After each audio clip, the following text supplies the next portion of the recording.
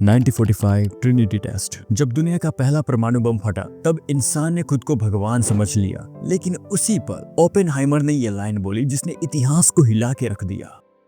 Now I am become death, the destroyer of worlds. और ये line Bhagavad Gita से थी। तो कहना ये चाहता हूँ कि एक ग्रंथ जिसने दुनिया के डेडली वेपन को डिफाइन किया और न जाने दुनिया के कितने महान लोगों को शेप किया और करता आ रहा है। लेकिन ऐसी क्या चीज छिपी है इसमें जो हर इंसान अपने आप को ढूंढना चाहता है, अपने आप को संवारना चाहता है, बनाना चाहता है। और हम गीता से कैसे अपने आप को लेवल अप कर सकते हैं, आज हम यही जानने की कोशिश करेंगे। ढूंढेंगे उन सवालों को जिनकी हमें जरूरत है। श्री कृष्ण कहते हैं, जो जिंदगी के टफेस्ट पार्ट में, चैलेंजेस में, तमाम मुश्किलों के बीच काम और कूल बना रहता है, खुशी मिलने पर उसे वो ज्यादा ओवर हाइप ना करे, ज्यादा खुशियों के पुल ना बांधे। मतलब अच्छी खबर पे खुश होना, बुरे पे उदास, ये तो स्वाभाविक है। अगर तुम किसी जानवर को भी कुछ खाने को दोगे तो वो खुश होगा और छीन लेने पे वो सैड हो जाएगा। कभी कभी तो ऐसा लगता है कि ये सारी फीलिंग्स बाइनरी में लिपटी हुई है, और जो बंदा अटैचमेंट, फियर, एंगर, इन सबों से ऊपर उठ जाता है, इन सब से फ्री हो जाता है, जो इस झूठी दुनिया के मैट्रिक्स को समझ जाता है, वो ओजी बन जाता है, वो लेजेंड कहलाता है। और तुम उसे हैकर भी कह सकते हो। सो मेरे Arjun, put on your armours, क्योंकि आज हम डिकोड करेंगे श्रीमद् भगवत गीता को, एक ऐसी टाइमलेस फिलॉसफी जो तुम्हें सैवेज, लेजेंड और एक हैकर बना देगी। तो क्यों ना शुरू की जाए।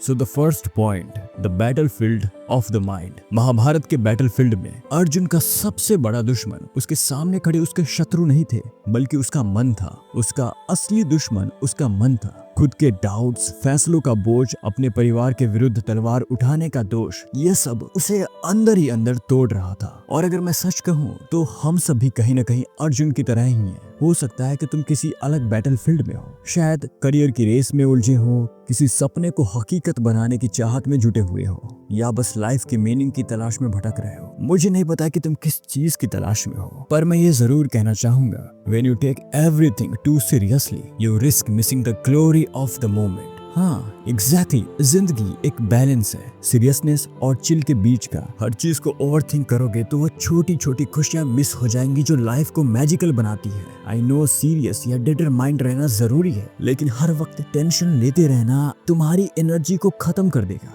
क्योंकि मेरे भाई, तुम एक अमेजिंग प्लेयर हो, एक वॉरियर हो, एक ऐसे गेम का हिस्सा हो जो सिर्फ एक बार खेला जाता है। तो क्यों न इसे खुलकर खेलो, दिल से खेलो, ना कि टेंशन लेते हुए। I mean, जरा सोचो, तुम कौन हो? एक अजीब सी भीड़ में अपने वजूद को खो चुके हो, या एक ऐसी मिसाल जो दुनिया को बदलने आई है? ये जीवन एक वीडियो गेम की तरह है और तुम इस गेम के हीरो हो। हर पल एक नए मिशन जैसा है, कुछ सीखना, कुछ जीतना, कुछ हारना। पर अगर इस जीवन रूपी गेम को जीतना चाहते हो तो खुद को मास्टर करना पड़ेगा। अपने मन को जीतना होगा, उसे समझना होगा। और वो कैसे? वो ऐसे कि मेरी नानी एक बात हमेशा कहती थी, करत करत अभ्यास के जड़मति होत सुजान, रसरी आवत जातते सिल पर पड़त निशान। मतलब ये कि लगातार कोशिश से पत्थर पर भी निशान पड़ सकता है। तो फिर तुम्हारी मेहनत क्यों बेकार जाएगी? बस चाहिए तो ये कि प्रैक्टिस प्रैक्टिस प्रैक्टिस। ये तुम्हें एक मामूली इंसान से एक महान इंसान बनाएगा। तो अपने कर्म पे ध्यान दो, उसे अच्छे से करो, दिल से करो। Take Kobe Bryant for example, one of the greatest NBA player of all time. But do you no,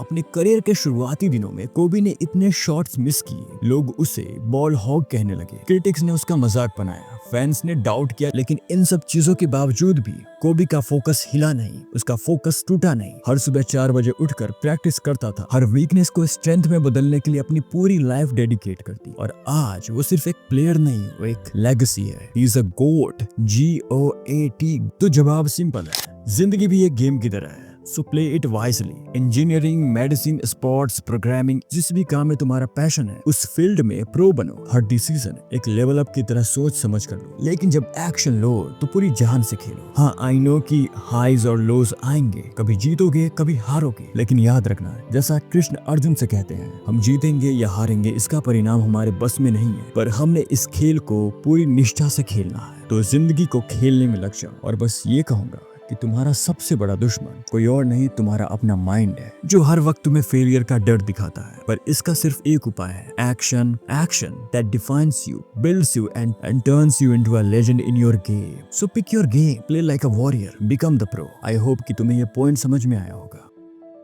तो बढ़ते हैं सेकंड पॉइंट की तरफ, जो कि है डिटैच फ्रॉम आउटकम्स। फियर्स और सेल्फ डाउट तब तक तुम्हें हराएंगे जब तक तुम अपने एक्शंस को अपने आउटकम से जोड़ते रहोगे। ये कभी भी तुम्हें एक लेजेंडरी प्लेयर नहीं बना सकते। कृष्ण का कहना है, काम करो लेकिन फल की चिंता मत करो, रिजल्ट के पीछे मत भागो। और क्यों ना करो, क्योंकि आउटकम या किसी चीज को पाने की लालसा तुम्हारे काम करने की क्षमता को कमजोर कर देती है। और जब तुम फल की चिंता में जुट जाते हो तो तुम अपना बेस्ट नहीं दे पाते हो। इसलिए फोकस तुम्हारा काम है, उसे पूरे जुनून और निष्ठा के साथ करो। एग्जाम्पल के लिए लियोनेल मेसी को ले लो। उसने कभी अपने गेम का प्रेशर फील नहीं किया। उसका फोकस सिर्फ गेम पे था। जब वो पिच पे था तो उसका गोल अपना बेस्ट परफॉर्मेंस देना था, ना कि जीतना या फिर फल की चिंता करना कि क्या होगा अगर मैं हार जाऊंगा या फिर इसके बाद मुझे क्या मिलेगा। वो इन सब चीजों से ऊपर उठ चुका था। उसका फोकस बस खेलना था, उस मोमेंट को एंजॉय करना था, ना कि जीतना। मेसी के लिए ट्रॉफी का ऑब्सेशन कभी नहीं था। उसका फोकस था गेम के हर मोमेंट को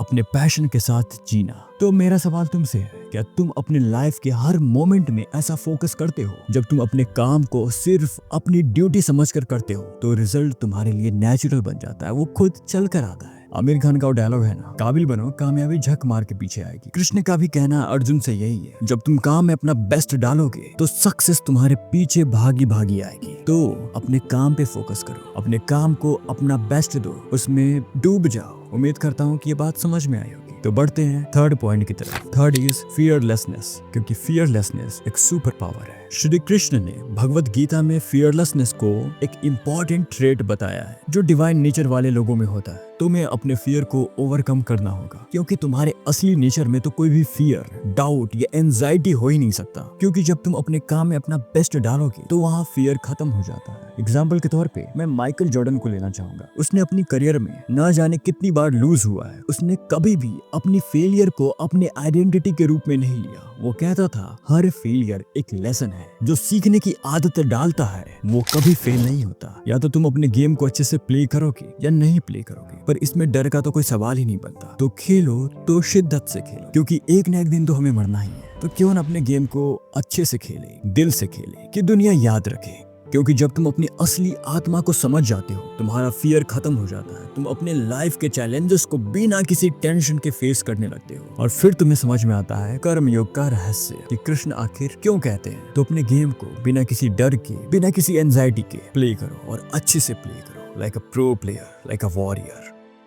third point, the sword of wisdom. Self doubt सबसे बड़ी रुकावट है तुम्हारे ग्रोथ और स्पिरिचुअल प्रोग्रेस के रास्ते में। तुम जब भी अपने गोल्स को अचीव करने की सोचते हो डाउट्स तुम्हें घेर लेते हैं। तो यहाँ कृष्ण का कहना है डाउट अराइजेस फ्रॉम इग्नोरेंस, और इसको अपनी बुद्धि रूपी तलवार से काटना होता है। चलो एक मॉडर्न एग्जांपल लेते हैं, इलोन मस्क के रॉकेट्स कितनी बार फेल हुए, कितनी बार उस पे जोक्स बनाए गए, लेकिन उस बंदे ने कभी भी अपने मन के अंदर एक रत्ती भर डाउट नहीं आने दिया। उसका फोकस था अपने मिशन पे। जब तुम अपने असली मिशन को समझ जाते हो तो डाउट को डिफीट करने के लिए तुम्हें किसी एक्सटर्नल वैलिडेशन की जरूरत नहीं पड़ती। भगवत गीता का ये श्लोक जो कि कहता है डाउट्स को अपने बुद्धि रूपी तलवार से मार दो। जब तुम अपने पर्पस के साथ अपने एक्शन को जोड़ देते हो तब तुम खुद को सेल्फ डाउट से फ्री कर पाते हो। तो उम्मीद करता हूँ कि ये सारी बातें तुम्हें समझ में आई होंगी, क्योंकि ये गीता के कर्मयोग का रहस्य है। ये सब एक माइंडसेट है, एक फिलॉसफी है। कृष्ण ने जो अर्जुन को विजडम दी वो तुम्हारे लिए है, हम सब के लिए है। तो कहना ये चाहूंगा, इलोन मस्क ने अपने काम को मिशन बनाया, माइकल जॉर्डन ने